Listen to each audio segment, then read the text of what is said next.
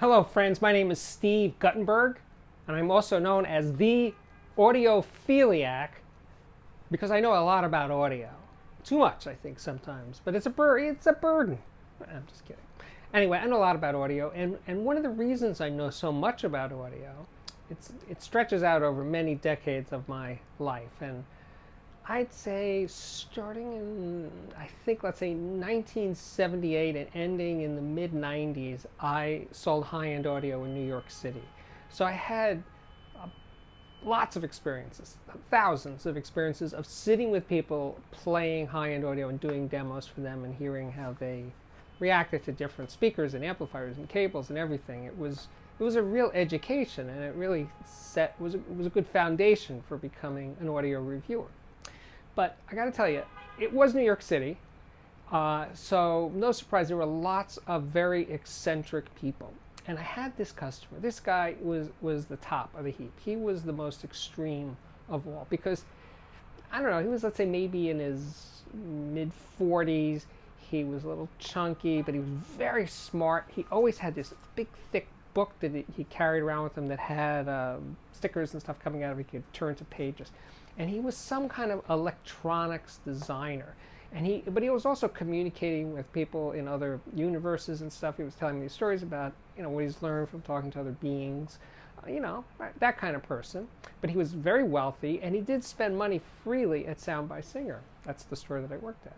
So one day he was all upset because one of his dinosaurs, one of his penises. He also had dinosaurs in this book, but he had like little cartoon penises that he would stick on different images in the book, dinosaurs and sort of things, and he was missing one of his penises, and he was very, very, very upset. And he was calling the store, and the lady that worked at the counter would answer the phone, and he'd say, "Hi, this is John. Have you found my penis yet?" Or something like that. He'd say things like that. And he came once. This went on for a day or so. This missing penis of his, this paper penis that was in one of his books, and he went he came back to the store, and he was on the floor crawling around behind the counter looking for the lost penis. I'm sorry, I don't remember whether he found the lost penis, but he was seriously eccentric. And I remember one day he came to the store, and he was sitting at a stool in front of the counter, and he just started rocking back and forth and holding his head and saying, "Oh, I don't think I took my meds today." I said, "Well, do you have them with you? I'll get you some water you can take." He says, "No, I think they're home." I said, "Well, let me get you a cab and take you home so that you can get your meds." And it was just, he was a piece of work. Nice guy, but a little off his rock.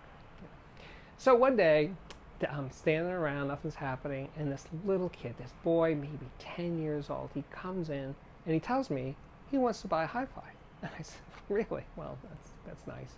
I think you need to come with your parents." And he said, "Well, I just want to listen to things." And I was like, "Okay." So I'm playing stuff, I'm talking to him. He was definitely an avid stereophile reader and also the Absolute Sound. So he knew all the products, and he knew what to ask for. He seemed very smart. So I was doing these demos, and I think he came twice to listen, spent an hour or so each time. And I almost thought it was like a put on, like someone told the kid to come and pretend to be an audiophile. But anyway, he was real. And finally he comes with his mom, and he buys like a $700, $800 system with a Creek amplifier, and I think Creek speakers, ones with a little green dome tweeters, and went off and lived happily ever after. I don't think he ever came back, so maybe he fulfilled his audiophile dreams with that starter system, which would be a nice thing. But okay, so we got crazy people, a 10-year-old boy buying a hi-fi. The other one that was kind of weird was, this is really early in my time selling hi-fi. This couple comes in, and they're in their, I'm guessing, early 30s, and they're looking for a system and everything. And I put them in a room, set something up, and then I left the room. And then I come back, like 15 minutes later, and they're on the floor having sex. I was like, whoa. So I back up, leave the room, and I go, I don't know. What do I do about this? What's my reaction? How's it going in there, guys? How's it sounding? So I just let it go for a while, and then I came back, and they were done, and we continued. So, it's entertaining, if nothing else. So those are good ones right there. One day, a guy comes, and he's from his own company, and he's selling amplifiers, tube amplifiers, and he sets up the amplifier in the main room in the store. And he's waiting all day for the owner of the store to come listen to the thing. And it's really busy, and the owner doesn't have time to hear the amplifier, and the hours are going by. And I'm sitting there with the guy in the room, listening to music with his amplifier, sitting there on the floor, looking really cool. And then all of a sudden, the amplifier just cuts out, and just flames shoot up out of the amplifier. 3 feet, 4 feet tall, big, not a little spark, not a little smoke. A geyser of flame shot up out of this amplifier, and I run over to the wall and I yank the power cord out, and the room is filled with that terrible smoke smell and everything. Needless to say, he didn't get to have his amplifier carried by the store. Anyway, well, it was actually, from the store's point of view, it was better that it happened at that moment, because if it didn't happen and it happened at some other time and we had to be selling these things, it would have been a real drag. So, there's those things. I have a guy come in. He's asking me stuff, and he tells me that he's deaf, stone deaf. He's not hard of hearing. He really doesn't hear anything. But he wants to buy a very expensive turntable, a Lin LP12 turntable. This was early on in my career, so let's say it's early 80s or something. And I'm like, but why do you want to buy a turntable if you can't hear? And he said he just liked it. He just looked cool, the way it's made, the idea of a Lin really appealed to him. Other people in his life, had normal hearing, and they would be using it. So, like, okay, sure, I'll sell you a turntable, no problem. And I'm going to finish off with this one. As I was ending my selling career, I did suffer from audio burnout, and I saw other salespeople suffer the same fate. That things were going really well. I liked my job. I really enjoyed selling for most of the years that I did it, but then all of a sudden, I didn't enjoy it anymore. I didn't have enough patience to deal with customers. I was bored by getting people wasting my time, and I just didn't want to do it anymore. So I had maybe 2 weeks left before I was done. Yeah, I give my notice. And a woman comes in, and she's in her, early 40s or something, and she inherited some money, I think $4,000 or $5,000.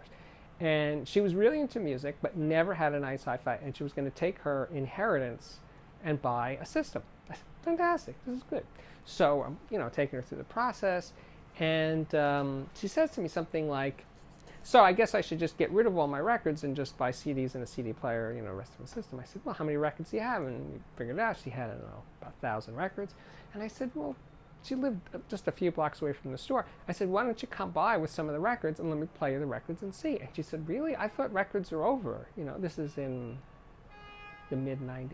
She said, I thought LPs are history. Nobody cares about them anyway. I said, sure, they're good. And you already have a lot of money invested in those LPs. You should get a decent turntable if they're in good condition. She said, oh, I don't think they're in good condition. I said, let's find out.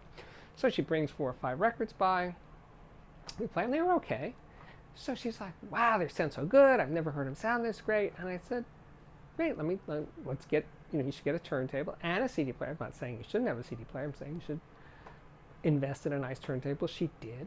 And I called her the next day, and she was so happy. And she came by a few days later to thank me personally, because she was ready. And other stores that she had gone to before she got to my store were very happy to not even try to sell her a turntable and just sell her a CD player. She was impressed that I made the effort to sell her a turntable, because she had all these records. That's the main point of that story for her, is she already had the music. She'd have to spend many thousands of dollars to replace, even if it was just a quarter of those records. If she was going to buy 250 records at that, albums as CDs, that would have been, a couple of $1,000 right there. So anyway,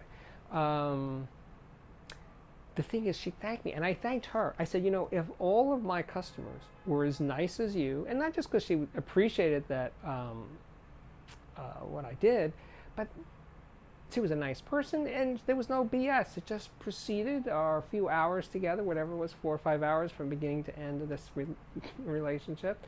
I said, man, if I had more customers like you, I probably wouldn't be burning out, and I'd probably continue to sell hi-fi. But I didn't have many more customers like that, so I stopped, and I started writing. So there you go. Those are my condensed, very, very, very condensed history of my years selling high-end audio in New York City. The store was, and is, Sound by Singer in New York City. If you like these sort of things, this is called the Audiophiliac Daily Show. It comes up daily. And so please subscribe to this channel if you like these videos, like them, share them, etc., etc. And I will see you very, very soon right here.